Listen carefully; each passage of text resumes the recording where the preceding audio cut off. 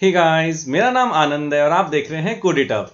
आज की इस वीडियो में हम करने वाले हैं क्लास 10 का इंफॉर्मेशन टेक्नोलॉजी जिसका कोड है 402 का सैंपल पेपर जो है 2024-25 का सैंपल पेपर, यानी कि जो बच्चे 2024-25 के स्टूडेंट्स हैं और 2025 में उनका बोर्ड एग्जाम है उसके लिए सैंपल पेपर है। और ये सीबीएसई का ऑफिशियल सैंपल पेपर है, यानी कि सीबीएसई ने अपनी वेबसाइट पे ये सैंपल पेपर दिया हुआ है और इसी सैंपल पेपर के बेस पे आपके बोर्ड एग्जाम में भी क्वेश्चंस पूछे जाएंगे। तो हमें देखो बच्चा सिर्फ ये नहीं जानना है कि जो क्वेश्चन है उसका आंसर क्या है, बल्कि उसका एक्सप्लेनेशन भी जानना है, ताकि उससे रिलेटेड अगर कोई दूसरा क्वेश्चन भी आए तो हम उसे क्या कर सके, आराम से कर सके। तो चलिए स्टार्ट करते हैं।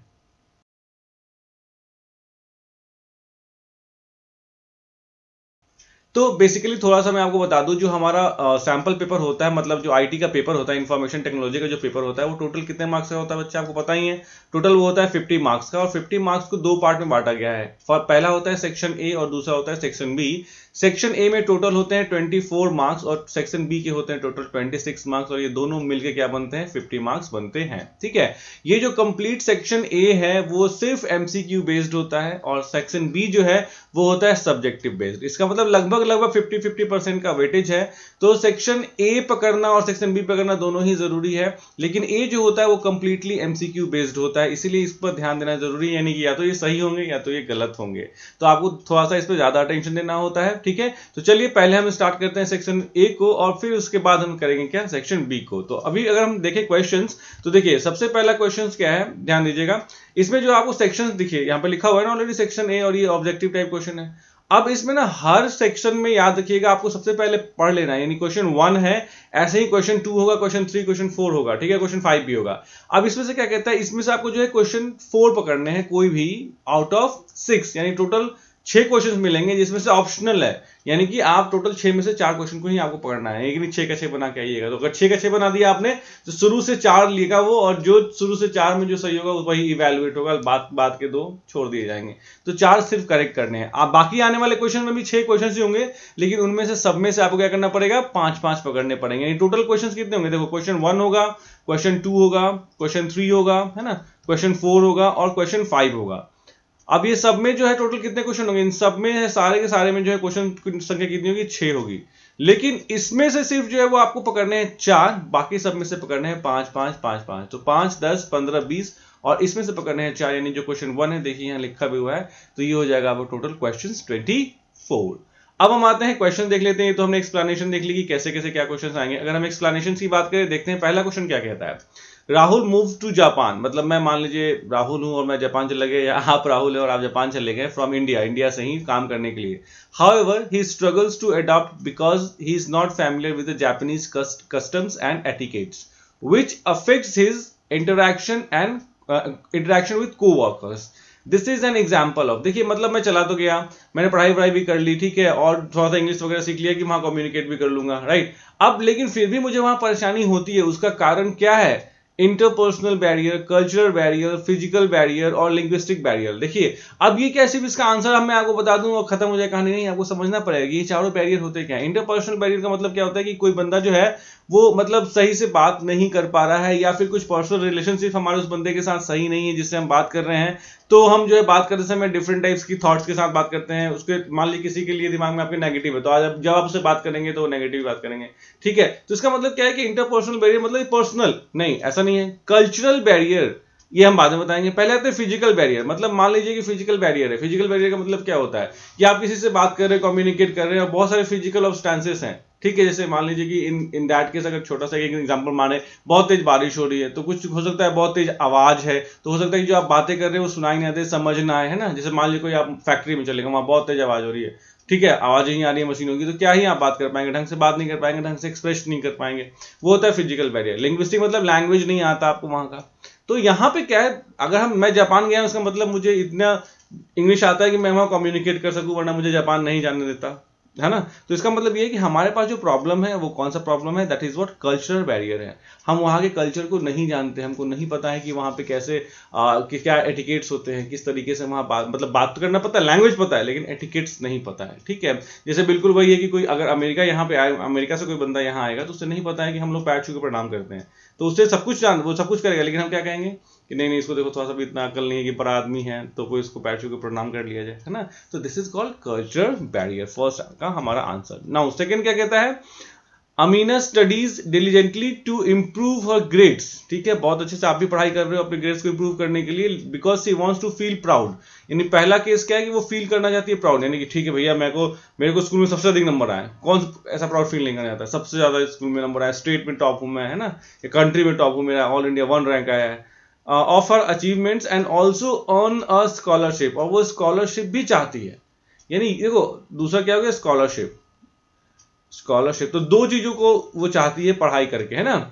Which type of motivation is this, तो ये किस तरह का है, देखो अगर सिर्फ फील प्राउड होता, यानी मुझे सिर्फ प्राउड फील करना है, तो वो क्या होता, इंटरनल होता, यानी कि मुझे सेल्फ सेटिस्फैक्शन चाहिए। दूसरा है स्कॉलरशिप, अगर स्कॉलरशिप मतलब मुझे पैसे भी चाहिए क्योंकि मुझे पढ़ाई करनी है आगे, तो मुझे उसमें मदद मिलेगी, ये है एक्सटर्नल फैक्टर है ये, क्यों, क्योंकि अगर पैसे नहीं रहेंगे तो पढ़ाई क्या होगी, राइट, तो एक्सटर्नल, लेकिन उसको दोनों चाहिए, यानी फील प्राउड भी करना चाहती है और स्कॉलरशिप भी चाहती है, तो that means our answer would be what, both internal और एक्सटर्नल मोटिवेशन है ये। इंटरनल मोटिवेशन भी है कि भैया मुझे प्राउड फील करना है, एक्सटर्नल मोटिवेशन भी है कि अगर मैं अच्छे से पढ़ाई करूंगी तो मुझे क्या होगा, स्कॉलरशिप भी मिलेगा। नाउ नेक्स्ट थर्ड क्वेश्चन क्या कहता है, Rajesh launches a new app but it fails to attract users and he faces financial losses. आपने ऐप बनाया लेकिन कुछ चला नहीं app. He gathers his team to discuss the failure, वो अपने टीम को बुलाता है, भैया देखो ये ऐसी बात है, हमारा ऐप तो चला नहीं, and takes accountability for the oversight, और मतलब जिम्मेदारी लेता है कि हाँ मेरे से गलती हुई है, कुछ ना कुछ मेरे एंड पे ही गलती है, ठीक है, क्योंकि वो हेड है, ठीक है, and assures them that he will conduct thorough market research before the next launch, और वो कहता है कि मैं अगले लॉन्च करने से पहले, यानी अगला ऐप जो हम लॉन्च करेंगे उससे पहले हम अच्छे से मार्केट रिसर्च करेंगे।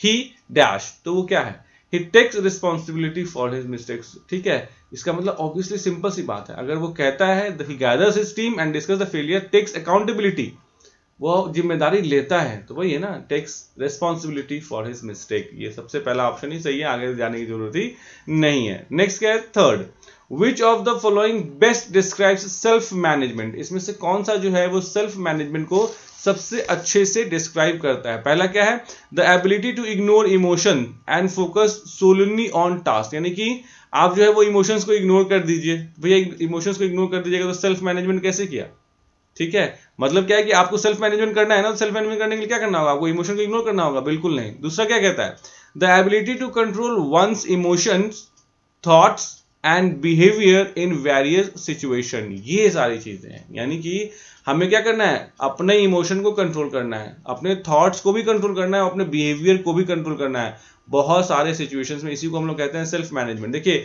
सेल्फ मैनेजमेंट जो होता है वो बहुत जरूरी होता है लाइफ में, अगर आपको आगे बढ़ना है तो सेल्फ मैनेजमेंट बहुत जरूरी होता है। अच्छा एक एग्जांपल लेते हैं, आपका कोई जो है वो एक ऐसा दोस्त है जिसको आप उतना पसंद नहीं करते हैं, फिर भी आपके बेस्ट फ्रेंड्स के साथ है वो, ठीक है, तो आपको क्या करना पड़ता है, मजबूरी में उसको बर्दाश्त करना पड़ता है ना, आप बर्दाश्त करते हैं ना उसको, आप दिखाते नहीं मुझे कोई प्रॉब्लम नहीं है, भले इंटरनली प्रॉब्लम होता है, लेकिन आपको क्या करना है, प्रॉब्लम शो नहीं करना, आपके चेहरे पे नहीं आना चाहिए, आपकी बातों से ये झलकना नहीं चाहिए, तो आप अपने इमोशन को, अपने थॉट्स को, अपने बिहेवियर को क्या करते हैं, उस समय बिल्कुल स्ट्रिक्ट रखते हैं, तो answer is what, B, this is called self management.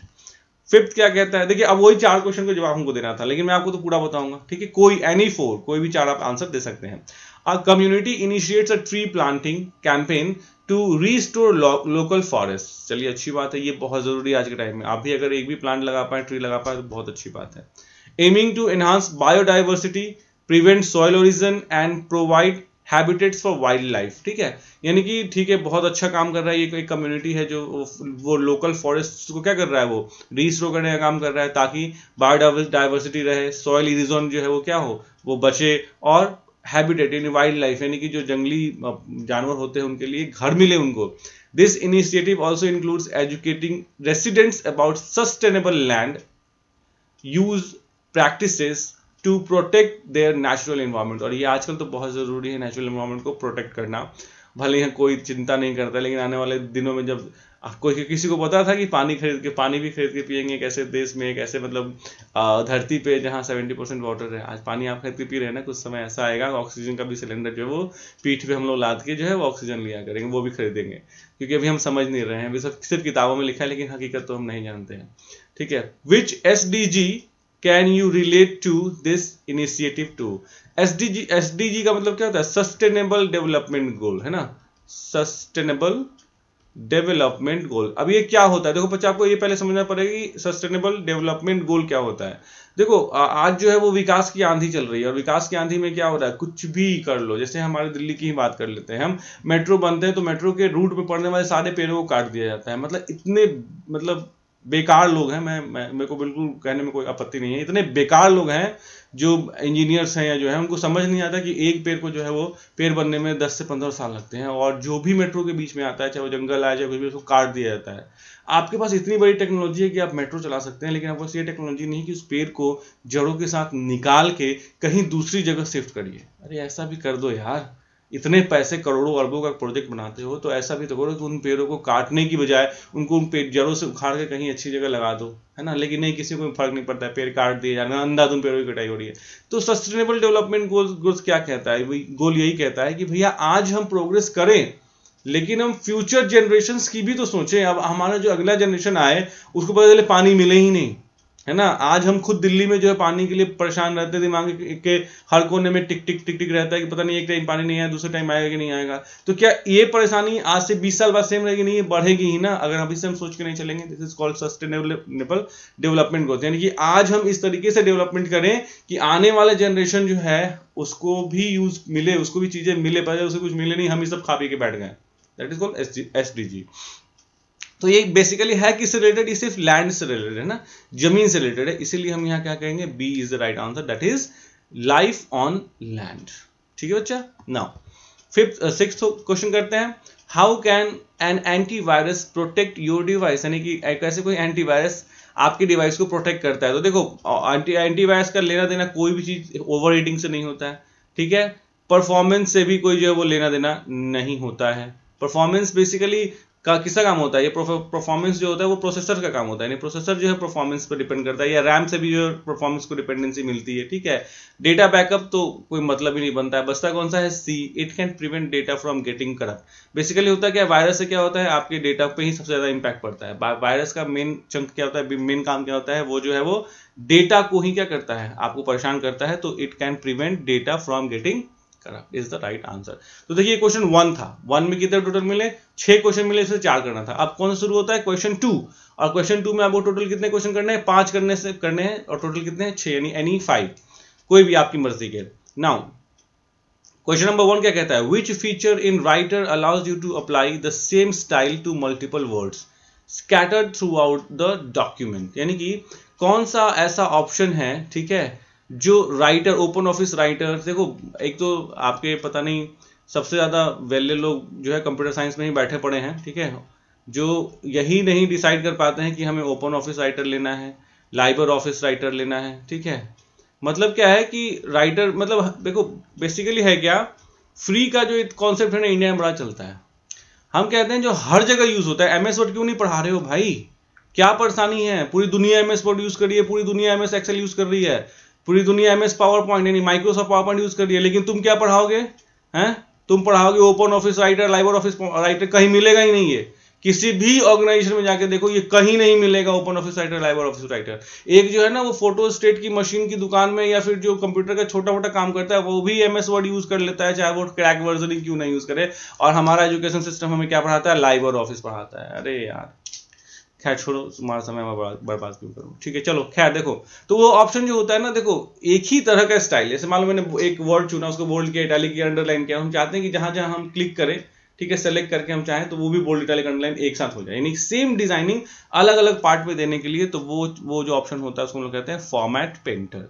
The option is what? Format painter option, ठीक है।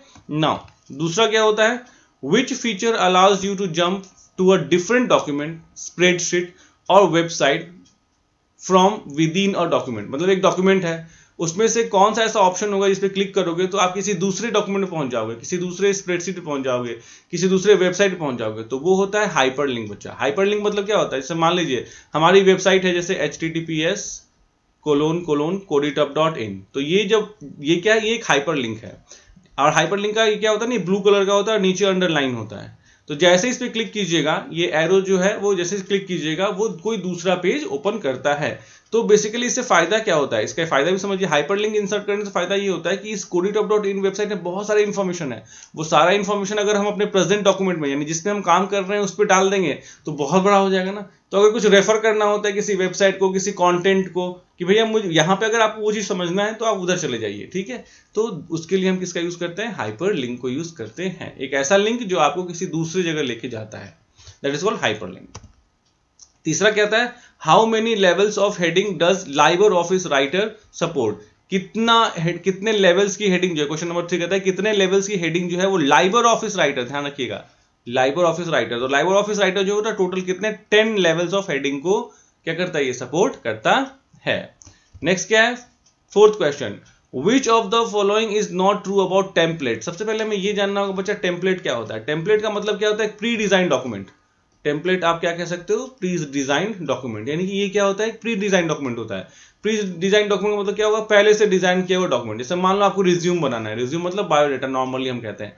तो एक तो तरीका ये है कि पूरा आप जो है बायोडाटा खुद से बैठ के एक करके बनाओ, बड़ी मेहनत करके। दूसरा क्या है कि कोई एक जो है वो रिज्यूम का या बायोडाटा का एक टेम्पलेट ओपन कर लो। अब वो टेम्पलेट ओपन हो गया, पहले से सब कुछ डिजाइन है, अब उसमें जहां नाम लिखा हुआ है वहां अपना नाम लिख लो, जहां जो है आपका एक्सपीरियंस लिखा हुआ है वहां अपना एक्सपीरियंस लिख लो, जहां पे जो चीज लिखा हुआ है आपका डेट ऑफ बर्थ, ठीक है, आपका जेंडर, आपका जो भी कुछ डेटा है, डेट ऑफ बर्थ, वो सब लिख दो, अपना अपना बस लिखते चले जाओ। तो डिजाइनिंग वही रह जाएगी, कंटेंट आपका हो जाएगा, तुरंत एक नया जो है वो क्या हो जाएगा, आपको डॉक्यूमेंट बन जाएगा। तो that is called what, template. तो कहता है कि टेम्पलेट के बारे में क्या सही नहीं है इनमें से चारों से। तो the style and formatting features can be reused is not true, जो ट्रू नहीं है यानी जो सही नहीं है। क्या सही नहीं है, तो the styles and formatting features can be reused, तो भाई कर सकते हैं हम, क्यों नहीं कर सकते हैं, तो ये तो सही है। Liber office provides online template, पढ़ा, ये भी सही है क्योंकि ऑनलाइन टेम्पलेट्स भी हमें मिल जाते हैं। C templates can have headings, text formatting, styles, ये भी सही है, सब कुछ हो सकता है टेम्पलेट में। We can not create our templates, our own templates, नहीं ये गलत है भैया, ये बात गलत है, क्योंकि हमें क्या निकालना है, जो गलत है। नॉट ट्रू मतलब जो गलत है, जो सही नहीं है। तो yes, we can not create our own template, ये गलत बात है, ठीक है। नाउ आइए नेक्स्ट क्या है, फिफ्थ क्वेश्चन कहता है Radha is planning a school event and wants to decide how much money to allocate for different activities. यानी कोई इवेंट है, तो इवेंट में जो है वो बहुत सारे जो है वो पैसे खर्च होते हैं। जैसे कि मान लीजिए किसी हेड ए में इतना खर्च होगा, हेड बी में इतना खर्च होगा, हेड सी में, हेड डी में। हेड मतलब क्या हुआ, जैसे मान लीजिए कि प्राइजेस में कितने पैसे खर्च होंगे, है ना, रिफ्रेशमेंट में कितने पैसे खर्च होंगे, है ना, जो लोग आए हैं उन लोगों में यानी कि मैन पावर में कितना खर्च होगा, है ना, जो जितने भी मान लीजिए आप जो है वो क्या कहते हैं स्टैंडीज लगाइएगा प्रमोशंस के लिए, या जो कहते हैं पोस्टर्स लगाइएगा, उसमें कितना खर्च होगा। अलग अलग हेड होते हैं किसी भी चीज के लिए। कहता है, अच्छा यहाँ लिखा भी हुआ है, like games, food, decorations, C create several different budget plan. बहुत सारा लगे भैया इसमें हम इतना पैसा लगाएंगे, इसमें इतना इतना इतना, अच्छा नहीं, इसमें इतना इतना इतना, मतलब चेंज कर रहा है, ठीक है। तो क्या होता है, कहता है कि how can Radha effectively compare the different budget plans for her school event in the same spreadsheet. यानी कि कैसे जो है वो राधा जो है वो कंपेयर कर सकती है डिफरेंट बजट प्लान्स को for her school event in same spreadsheet, मतलब डिफरेंट बजट प्लान को। मान लीजिए कि मैं कहता हूं कि अच्छा कभी मुझे लगता है इसमें ज्यादा करेंगे, इसमें कम करेंगे, इसमें कम करेंगे, या इसमें इतना करके देखिए, इसमें इतना करके देखिए, इसमें कौन सा अच्छा होगा। तो ये क्या है, एक हम जो है वो क्या कर रहे हैं, तरीका अडॉप्ट कर रहे हैं। जिस तरीके में हम क्या कर रहे हैं, हम देख रहे हैं कि इसमें करेंगे, इसमें करेंगे, अच्छा इसमें करेंगे तो इतना इसमें, तो वो कैसे करेंगे। तो ये सबसे अच्छा इसका जो जवाब होगा वो क्या होगा, बी होगा, क्योंकि लिखा हुआ है by using the what if scenario. What if मतलब क्या होता है, उसको कंपेयर करना है डिफरेंट बजट प्लान को, कि अगर हम इसमें इतना डालें, इसमें इतना डालें, तो इसमें कितना डाल सकते हैं, या इसमें इतना डालें तो इसमें कितना डालें। इसका मतलब क्या, व्हाट इफ, क्या होगा अगर, क्योंकि क्वेश्चन क्या कहता है, how can Radha effectively compare करना है, कंपैरिजन करना है, वैल्यू को फाइंड आउट नहीं करना है, वैल्यू को फाइंड आउट नहीं करना है। वैल्यू को फाइंड आउट करना होता तो कौन सा ऑप्शन होता, गोल सी का ऑप्शन होता, ठीक है। यहां पे कह रहा है कंपेयर करने की बात हो रही है, इसलिए कौन सा ऑप्शन होगा, व्हाट इफ सिनेरियो। आइए नेक्स्ट क्वेश्चन है, क्वेश्चन नंबर 6 क्या कहता है, what is the main goal of applying ergonomics in an office settings. अब सबसे पहले क्वेश्चन आता है एर्गोनॉमिक्स क्या होता है। आपको जो है एर्गोनॉमिक्स समझना होगा, अगर ये समझ जाइएगा तो फिर बहुत सारे इससे रिलेटेड क्वेश्चन जो है वो आप कर पाएंगे। एर्गोनॉमिक्स का मतलब क्या होता है कि ऑफिस में अच्छा इन्वायरमेंट प्रोवाइड करना काम करने के लिए, सिंपल शब्दों में अगर हम बात करें, अगर ऑफिस में अच्छा इन्वायरमेंट प्रोवाइड नहीं किया जाएगा, जैसे मान लीजिए दिल्ली के ऑफिस है, दिल्ली के ऑफिस में से अगर आपने गर्मियों में एसी नहीं दिया तो जो काम करने वाले वर्कर्स हैं वो परेशान हो जाएंगे, क्योंकि बिना उसके काम करना बहुत मुश्किल है। मान लीजिए मैं प्रोग्रामिंग करता हूं और मैं तो धूप में बैठे प्रोग्रामिंग नहीं कर सकता, है ना। तो ऑब्वियस सी बात है कि मुझे कुछ ऐसा चाहिए जो मुझे मैं शांत दिमाग में बैठूंगा तो अच्छा काम कर पाऊंगा। अब जैसे मान लीजिए मुझे आपने जो है वो बोला कि भैया ये कंप्यूटर लो और काम करने लग जाओ, मुझे जो बैठने के लिए आपने कोई जगह ही नहीं दी, मतलब मुझे सीटिंग अरेंजमेंट दी नहीं, चेयर दिया नहीं, मैं खड़ा होकर कितने देर तक प्रोग्रामिंग करूंगा। तो दैट मीन्स कि ऑफिस में आपको एक अच्छा इन्वायरमेंट प्रोवाइड करना होता है, जिससे क्या हो, इससे क्या फायदा होगा, आपके वर्कर, आपका जो काम करने वाला बंदा है वो ज्यादा इफेक्टिवली क्या कर पाएगा, काम कर पाएगा ना। तो वही चीज कहलाती है क्या, एर्गोनॉमिक्स। तो क्या कहता है, what is the main goal, goal क्या है, इस चीज का गोल क्या है, तो to increase amount of work done in shorter time. चलिए एक तरह से ठीक हम मान सकते हैं। To design task that are more interesting for employee, नहीं ये तो कहीं लेना देना नहीं है। To ensure easy and safe use of equipment, reducing the risk of injury. देखो ये भी ठीक ठाक लग रहा था कि अगर आप अच्छा इन्वायरमेंट दोगे, सब कुछ दोगे, मुझे कंप्यूटर भी दिया, प्रिंटर भी दिया, जो जो मुझे चाहिए वो दिया, तो मैं काम अच्छे से करूंगा। लेकिन उससे ज्यादा ये इफेक्टिव है, क्यों, to ensure easy and safe use of equipment, सही तरीके से इक्विपमेंट का यूज करना। दूसरा, reducing the risk of injury, injury भी जो है क्या होगा, कम होगा। जैसे मान लीजिए मुझे अब यहाँ पे बैठने के लिए मुझे जो चेयर दिया गया है वो एक ऐसा चेयर दे दिया जाए कि जो मैं बैठूं तो मुझे तकलीफ हो, मतलब मैं ज्यादा तक बैठ नहीं पाऊं, मुझे बैक पेन हो जाए, तो दिस विल क्रिएट प्रॉब्लम। तो इसलिए हमें काम तो कराना ही है, अपने इक्विपमेंट्स को भी यूज करना है और इंजरी के रिस्क को भी क्या करना है, मिनिमाइज करना है। So C will be the right option. ना तो ये कितना क्वेश्चन पूछा था बच्चे इसमें, देखो 6 क्वेश्चन पूछा था, 5 के ही जवाब देने थे। नेक्स्ट आते हैं, अब आता है क्वेश्चन नंबर 3, फिर से वही 5 का जवाब देना है। सिर्फ पहला वाला जो क्वेश्चन था उसमें 4 का जवाब देना था। पहला कहता है the code of macro begins with dash followed by the name of the macro and ends with dash. देखो मैक्रो, जब अब मैक्रो क्या होता है, मैक्रो को रिकॉर्ड किया जाता है। मैक्रो का मतलब क्या होता है, रिकॉर्डिंग स्टेप्स, रिकॉर्डिंग स्टेप्स। जैसे मान लो आप कोई काम कर रहे हो, आप चाहते हो कि जो भी उस एक काम करो, जैसे मान लो आपने लिखा था कोडिटॉप, राइट, और कोडिटॉप को आप क्या करते हो, बोल्ड करते हो, इटैलिक करते हो, अंडरलाइन करते हो, ठीक है, उसके बाद उसका फॉन्ट साइज चेंज करते हो, ठीक है। तो एक तो तरीका ये है कि आप जो है वो फॉर्मेट पे एंटर करके ये वाला डिजाइन हर जगह अप्लाई कर सकते हो। दूसरा क्या होता है कि आप मैक्रो रिकॉर्ड कर सकते हो। मैक्रो क्या होता है, स्टेप्स जो भी आप करोगे वो रिकॉर्ड कर लेगा और वो सारे स्टेप्स को किसी दूसरी जगह पे क्या कर सकते हो, आप अप्लाई कर सकते हो। तो ये जो क्वेश्चन 3 है उसका जवाब क्या होता है, तो देखो कोई भी मैक्रो जो स्टार्ट होता है वो सब से, ठीक है, और बंद खत्म किससे होता है, एंड सब से, यानी कि सब फिर नेम ऑफ द मैक्रो जो भी लिखना है, उसके बाद आप क्या करोगे, जो भी स्टेप करना है, और क्या हो जाएगा वो एंड सब से क्या हो जाएगा, उसको बंद कर दिया जाएगा। इस तरीके से आप मैक्रो लिखते हो।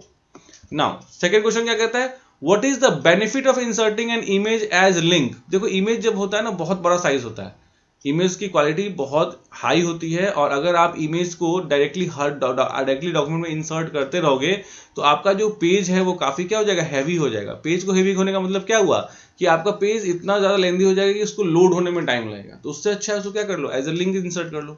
तो लिंक इंसर्ट करोगे तो उस पर्टिकुलर डॉक्यूमेंट में तो वो नहीं है, वो कहीं और है। जब उस लिंक पे क्लिक करोगे तो वो इमेज खुल जाएगा, तो इससे आपका डॉक्यूमेंट लाइटर रहेगा, उस पर काम करना क्या होगा, आसान होगा। तो क्या कहता है, it reduces the document size by storing only reference to the image. Obviously पहला ऑप्शन ही क्या है, बिल्कुल सही है। ये क्या करता है, रिड्यूस करता है डॉक्यूमेंट साइज को, जो मैंने आपको समझाया, by storing only reference to the image, यानी इमेज का सिर्फ रेफरेंस है।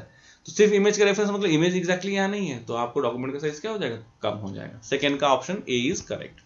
थर्ड क्वेश्चन क्या कहता है, after incorporating the reviews Krishna mailed the document to his editor with track changes on. Track changes का मतलब क्या होता है, मान लो मैंने एक डॉक्यूमेंट बनाया है, ठीक है, और मैंने वो डॉक्यूमेंट जो है बना के और अपने सीनियर को दे दिया कि सर ये मैंने डॉक्यूमेंट बनाया है, अगर आपको इसमें कोई भी चेंजेस लगता है तो प्लीज आप मुझे सजेस्ट कीजिए, और मैंने उस डॉक्यूमेंट में ट्रैक चेंजेस ऑन कर दिए है।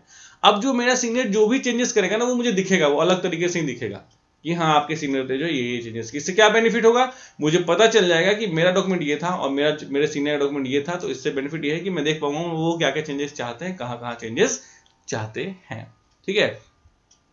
He made certain changes in the document. Pradeep wants to compare his original document. यानी प्रदीप क्या करना चाहता है, अपने ओरिजिनल डॉक्यूमेंट को रिव्यूड डॉक्यूमेंट के साथ क्या करना चाहता है, कंपेयर करना चाहता है। What is the first step Krishna should take to compare his edited document? पहला स्टेज क्या होता है, देखो यहाँ पे ऑप्शन बी ऐसे ही दिख रहा है, दूर से ही दिख रहा है कि option B is the right option. आपको एडिट मेन्यू में जाना है, ट्रैक चेंज में जाना है, और यहाँ पे क्या ऑप्शन है, कंपेयर करना है ना, तो compare document options, B is the right option. इसमें तो कुछ है ही नहीं, ठीक है, समझाने वाली बात नहीं, इसमें रटने वाली बात है कि इसके अंदर ये ऑप्शन होता है।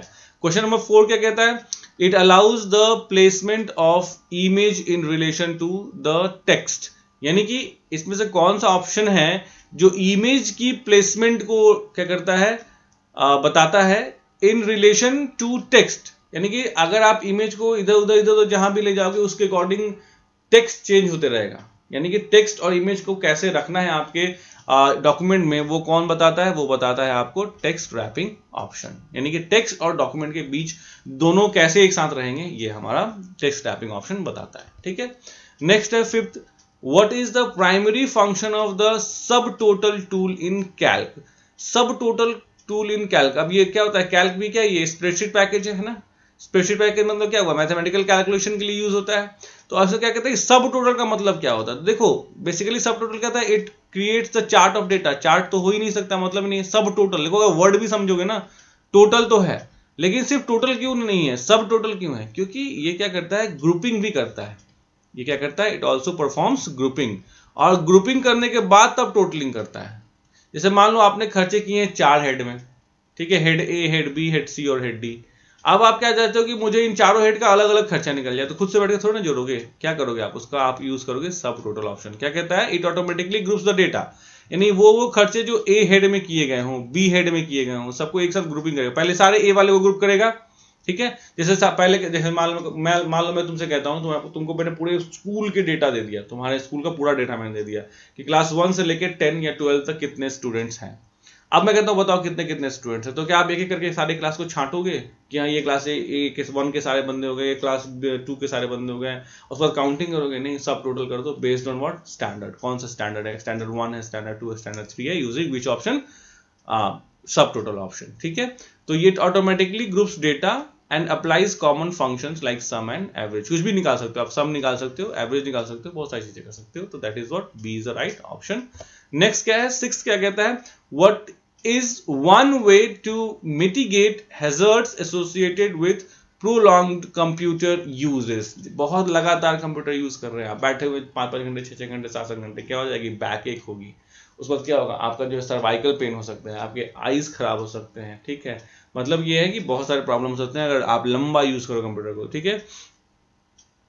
What is one way to mitigate hazards associated with, देखो ये क्या कहता है, बेसिकली आपको इसका क्वेश्चन का मतलब क्या है कि क्या, पहले तो ये समझ ले कि आपने क्या क्या होता है, ठीक है। तो होता ये है कि आप जो है वो कमर दर्द हो जाएगा, ठीक है, पैर में झंझनाहट आ सकती है लगातार बैठे बैठे, फिर आईज में स्ट्रेन आ सकता है, तो वही चीज ये पूछ रहा है, what is one way to mitigate, कम करना हैजार्ड्स, यानी प्रॉब्लम्स को जो जुड़े हुए हैं इन चीजों से, तो क्या है, इंक्रीजिंग स्क्रीन ब्राइटनेस, स्क्रीन की ब्राइटनेस को और बढ़ा दीजिए ताकि और आंखें खराब हो जाए, stretching at regular intervals and doing simple yoga, यानी कि इससे बचने के लिए आप स्ट्रेच कीजिए रेगुलर इंटरवल पर, लाइक ऐसे है ना, तो ऐसे ऐसे ऐसे कीजिए, ठीक है, थोड़ा सा ऐसे ऐसे कीजिए, ठीक है, सिंपल योगा भी आप चाहे तो कर सकते हैं बैठ के, है ना। तो ऑब्वियसली ये मुझे सबसे ज्यादा अच्छा ऑप्शन लग रहा है, क्यों, क्योंकि अगर मैं थोड़ा सा स्ट्रेचिंग कर लूँ, ठीक है, इतने देर से बैठ के मैं भी वीडियो रिकॉर्ड कर रहा हूँ, तो I will obviously feel better, थोड़ा सा आंखें बंद कर लूँ, तो 6 का क्या होगा, B will be the right option, ठीक है। नेक्स्ट आगे बढ़ते हैं, 4th क्वेश्चन 4 स्टार्ट होता है, क्या कहता है, answer any 5 out of 6 questions, a dash hyperlink stores the location with respect of the current location in LibreOffice कैट। देखो पहली बात तो ये बात कर रहा है किसके बारे में, हाइपरलिंक के बारे में, ठीक है। हाइपरलिंक क्या करता है, स्टोर करता है लोकेशन, ऑब्वियसली। अब इसमें क्या कर रहा है, इसमें क्या बोल रहा है, with respect to the current location, यानी कि अभी के लोकेशन के रिस्पेक्ट में कोई लोकेशन है, ठीक है, अभी के लोकेशन के रिस्पेक्ट में कोई लोकेशन है, तो उसको हम लोग कहते हैं रिलेटिव लोकेशन, ठीक है, रिलेटिव लोकेशन। और एक होता है एब्सोल्यूट लोकेशन, एक क्या होता है, एब्सोल्यूट, एब्सोल्यूट मतलब कंप्लीट एड्रेस, पूरा एड्रेस, मतलब किसी भी चीज का, कोई भी इंटरनेट पे चीज होती है उसका एक पूरा एड्रेस होता है, उसको हम लोग कहते हैं एब्सोल्यूट एड्रेस। जैसे फॉर एग्जांपल मैं आपको एक एग्जांपल देता हूं, समझिएगा, तो एब्सोल्यूट और रिलेटिव से आने वाले हर क्वेश्चन को कर पाइएगा। एब्सोल्यूट का मतलब, जैसे मैं आपसे बोलूं बच्चा बताओ आपका एड्रेस क्या है, तो आप बताओगे ना सर, जैसे मान लो आदित्य कुमार सन ऑफ जो भी नाम है पापा का, ठीक है, फिर कॉलोनी का नाम दोगे या गांव का नाम दोगे या फिर जो है वो आप क्या दोगे, डिस्ट्रिक्ट का नाम दोगे, है ना, उसके बाद आप स्टेट दोगे, फिर आप पिन कोड दोगे, फिर मोबाइल नंबर दोगे, ये आपका एब्सोल्यूट एड्रेस हो गया। ठीक है, अब मैं आपके गांव के पास पहुंच गया हूं, ठीक है, बोलूंगा बच्चा बताओ जरा कि कहाँ पे है तुम्हारा घर, तुम्हारे गांव में मैं पहुंचा हुआ, तो फिर क्या तुम मुझको शुरू से बताओगे कि सर आदित्य कुमार मैं हूं, मेरे पिता का नाम ये नहीं वो जो आपने शुरू में बताया था that was the example of what, absolute address, यानी कि एकदम पूरा एड्रेस बताओ। अब मैं आपके घर, आपने गांव पहुंच गया हूं, तो मुझे अब आपके गांव के आगे की चीज जाननी है कि आपके गांव में आने के बाद, आपके शहर में आने के बाद मुझे आगे कहां जाना है आपसे मिलने के लिए, तो that is what relative to what, my present location, and मेरा प्रेजेंट लोकेशन क्या है, आपके गांव तक पहुंच गया हूं मैं, आपके शहर तक पहुंच गया हूं, तो यहां से आगे का रास्ता बताओ ना भैया, पूरा क्यों बता रहे हो, ठीक है, that is called what, relative. तो यहां पे आंसर क्या होगा, रिलेटिव। नाउ बी क्या कहता है, dash is a text editor, obviously MS word एक टेक्स्ट एडिटर है, ठीक है, नोटपैड भी एक टेक्स्ट एडिटर है, ओपन ऑफिस राइटर भी एक टेक्स्ट एडिटर है, लेकिन क्रिएट एंड एडिट मैक्रोज के लिए आपको सबसे ज्यादा अच्छा ऑप्शन क्या होता है, एमएस वर्ड होता है। देखो बेस्ट टेक्स्ट एडिटर आज के टाइम में एमएस वर्ड ही है, it is one of the best text editor, यही पढ़ाना चाहिए आप लोगों को, पता नहीं क्यों लाइव और ऑफिस ओपन ऑफिस चल रहा है फ्री फ्री फ्री, वो याद है 3 इडियट्स की मूवी, वही वाला मेरे को दिखता है जब ये सिलेबस आपका दिखता है, पता नहीं कौन महान जिसको जो है वो मतलब डिजाइन करते हैं, क्या ही कहा जाए, मतलब दुनिया से कोई लेन देन नहीं कि दुनिया में क्या चल रहा है। लाइव और ऑफिस बच्चों को पढ़ा दो ताकि जब वो बच्चे जाए कभी इनको एमएस वर्ड मिले तो बेचारे परेशान रहे, शुरू से एमएस वर्ड पढ़ाओ ना, ताकि कहीं भी उनको जब एमएस वर्ड मिलेगा तो आसानी से वो कर पाएंगे। क्या ही मैं बोलूं, एमएस वर्ड एक्सेल पावरपॉइंट आप लोग वही पढ़ना, बच्चा पढ़ना होता। चलो, विच of the following best defines information, देखो डेटा क्या होता है, तो डेटा जो होता है वो होता है raw facts and figures. What are data, raw facts and figures, यानी कुछ भी जो आप कंप्यूटर में डाल सकते हो, that is called what, data. और इंफॉर्मेशन जो होता है वो डेटा से ही बनता है। इंफॉर्मेशन क्या होता है, प्रोसेस्ड डेटा, क्या होता है, processed data is called information, यानी प्रोसेस्ड डेटा को हम लोग क्या कहते हैं, इंफॉर्मेशन कहते हैं। यानी जब डेटा की प्रोसेसिंग हो जाती है तो वही प्रोसेस्ड डेटा इंफॉर्मेशन कहलाती है। और चूंकि डेटा की प्रोसेसिंग हो जाती है तो वो मीनिंगफुल बन जाता है, यानी कि जो भी डेटा था वो मीनिंगफुल बन जाता है, यानी मतलब का चीज बन जाता है। डेटा हो सकता है मीनिंगफुल हो, लेकिन ये भी हो सकता है कि मीनिंगफुल नहीं हो, लेकिन इंफॉर्मेशन मीनिंगफुल हमेशा होता है। तो इंफॉर्मेशन को बेस्ट डिफाइन कौन करता है, अनप्रोसेस्ड रॉ फैक्ट्स, नहीं भैया ये तो डेटा होता है। Organised and processed data that provide meaningful insights, ये रहा ना B option. Got it. Now next option क्या है, फोर्थ ऑप्शन है, What does referential integrity in the database ensures? देखो दो इंटीग्रिटी होती है, पहला होता है क्या, एंटिटी इंटीग्रिटी, ठीक है, और दूसरा क्या होता है, रेफरेंशियल इंटीग्रिटी। दो डेटाबेस का क्वेश्चन है ये, रेफरेंशियल इंटीग्रिटी। इसमें से एक और क्वेश्चन एग्जाम में पूछ सकता है कि एंटिटी इंटीग्रिटी किससे एसोसिएटेड होता है, तो ये एसोसिएटेड होता है प्राइमरी की से, ठीक है, प्राइमरी की कांस्टेंट से ये एसोसिएटेड होता है। और रेफरेंशियल इंटीग्रिटी जो होता है वो फॉरेन की होता है, फॉरेन की से एसोसिएटेड होता है, फॉरेन की कांस्टेंट से एसोसिएटेड होता है, ठीक है बच्चा। नाउ अब क्या कहता है, what does referential integrity in database ensure. Referential integrity का मतलब क्या होता है कि दो टेबल हमारे पास है, ये दोनों आपस में जुड़े हुए हैं, तो कहता है कि इसमें जो डेटा है ना वो यहां होना चाहिए, नहीं होगा तो दिक्कत हो जाएगा। यानी यहाँ पे जो डेटा है कोई एक कॉलम से जुड़ता है रेफरेंशियल इंटीग्रिटी, तो इस कॉलम में अगर डेटा है तो तभी हम उसको इधर यूज कर सकते हैं। अगर कोई हम एक ऐसा डेटा यूज करते हैं जो इधर नहीं है तो वो एरर है, हम यूज नहीं कर सकते हैं, ठीक है। तो यहां क्या कहता है, एवरी फॉरेन की value must match a primary की इन रेफरेंस टेबल और बी नल, राइट। तो 4 का आंसर क्या होगा, सी होगा। क्यों, क्योंकि मैंने बताया ना कि यहां पे जो डेटा है आप कहीं से भी, जैसे ये टेबल ए है मान लो और ये टेबल बी है, तो इस अगर ये दोनों आपस में जुड़े हुए हैं तो इस बी में जो भी डेटा है ना वही इस ए में हम यूज कर पाएंगे, नहीं तो यूज करें अगर दूसरा को यूज करेंगे तो गलत हो जाएगा, ठीक है। नाउ नेक्स्ट क्वेश्चन नंबर 5 क्या कहता है, what should you do with the problem of dry eyes. आपके आईज ड्राई हो गए हैं, ड्राई आईज का मतलब क्या होता है, सूख गया है आंख, नहीं आंख सूख नहीं गया, बल्कि कभी कभी क्या होता है आंखों में जलन आ जाती है ना, उसको हम लोग कहते हैं ड्राई आईज, ठीक है। तो forget, what should you do with the problem, forgot to blink, ये तो कोई मतलब ही नहीं बनता है। Rest eyes periodically and do simple eye exercise like this one, है ना, आईज की एक्सरसाइज कीजिए ना, eye left right up down ऐसे, ठीक है। B is the right answer. Now कुछ तो देखिए कुछ क्वेश्चन ऐसे होते हैं जो कॉमन सेंस की बेस पे भी आप कर सकते हैं 10th में। नाउ 6 क्या कहता है, which of the following data model sets a relation between two और मोर टेबल्स। देखो रिलेशन है ना, नहीं भी अगर एग्जाम में आता था तो रिलेशनल डेटा मॉडल। जो डेटाबेस होता है ना बच्चा, जो डेटाबेस होता है बेसिकली उनको 4 पार्ट में बांटा गया है, 4 पार्ट्स में बांटा गया है। और हमें चूंकि MySQL पढ़ना होता है ना, या SQL जो भी कह लो, तो MySQL जो होता है वो हमारा क्या होता है, रिलेशनल डेटा मॉडल पे डिपेंडेंट होता है। अब रिलेशनल डेटा मॉडल क्या होता है, तो रिलेशनल डेटा मॉडल एक ऐसा डेटा मॉडल होता है जिसमें डेटा को टेबल्स के फॉर्म में स्टोर किया जाता है, यानी कि रोज एंड कॉलम्स के कॉन्सेप्ट में हम क्या करते हैं, डेटा को स्टोर करते हैं, राइट। तो ये था छठा क्वेश्चन। अब आता है फिर क्वेश्चन नंबर 5, इसमें भी 6 क्वेश्चन होंगे, इसमें करना कितना है, टोटल 5 करना है। पहला क्वेश्चन क्या कहता है, which of the following statements are true about primary key, यानी ये डेटाबेस से रिलेटेड है। प्राइमरी की कांस्टेंट क्या कहता है, तो प्राइमरी की कांस्टेंट बच्चा 2 चीजें कहता है। पहली चीज क्या कहता है कि जिस भी फील्ड को आप प्राइमरी की बनाएंगे टेबल में, उसको आप ब्लैंक नहीं छोड़ सकते हैं, can not be left blank. और दूसरा क्या कहता है, उसमें डुप्लीकेट वैल्यूज नहीं अलाउड है, यानी कि no duplicate values are allowed. Duplicate values no duplicate value, ये दोनों चीजें कहता है क्या प्राइमरी की। तो देखिए it is a field that can have duplicate value, बिल्कुल गलत बात है। It uniquely identifies each record in a table, ये बिल्कुल सही बात है, ठीक है।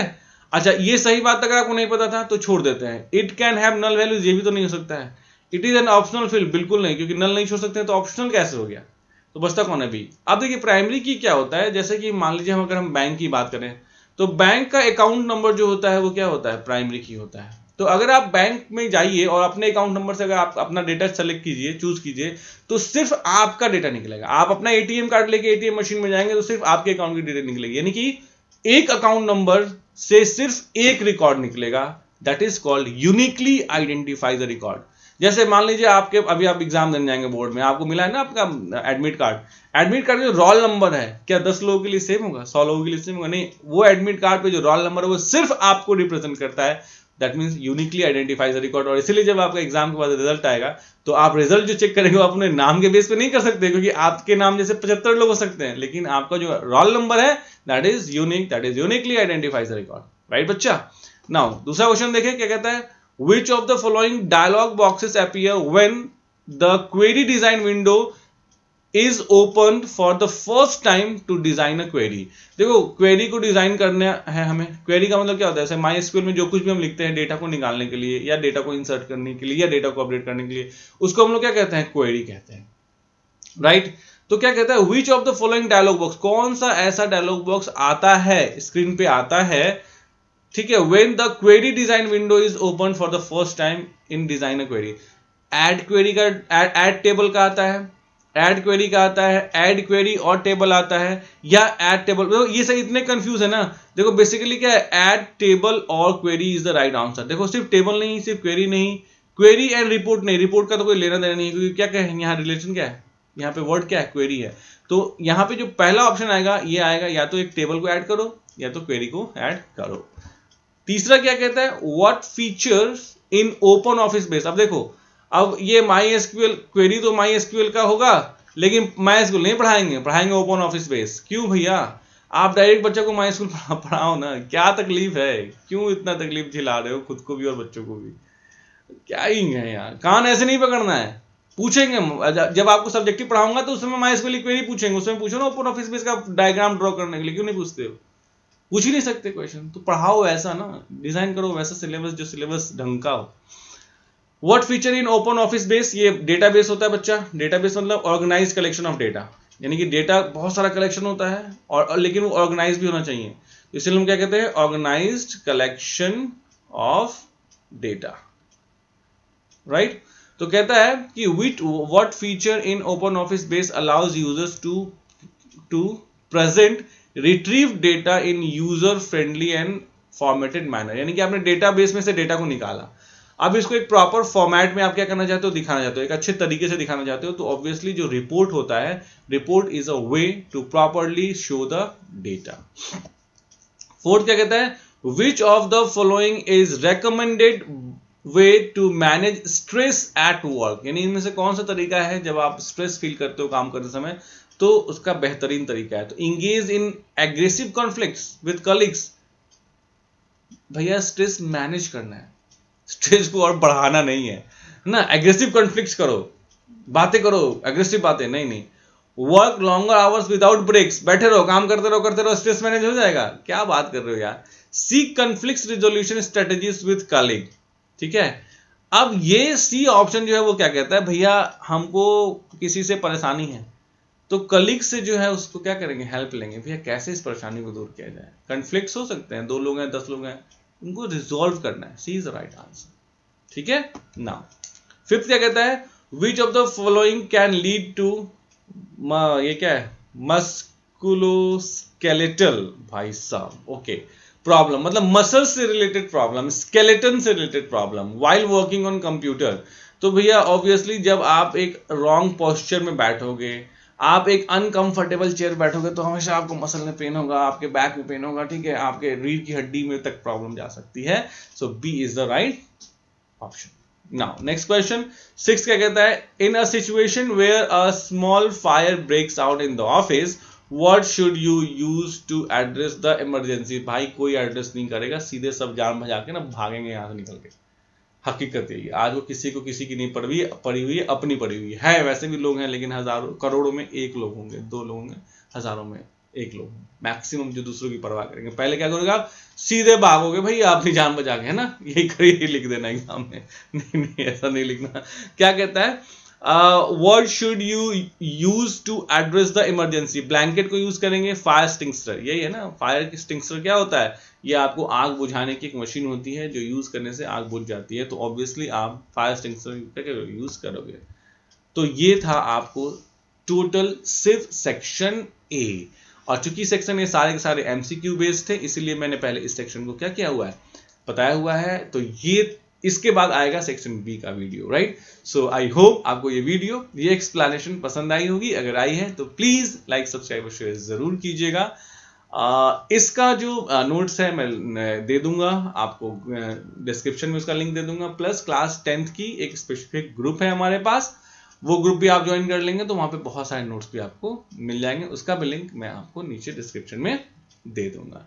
सो आई होप आपको ये वीडियो, ये एक्सप्लेनेशन पसंद आई होगी। अगर आई है तो प्लीज लाइक, सब्सक्राइब और शेयर जरूर कीजिएगा। Thanks for watching the video. Thanks.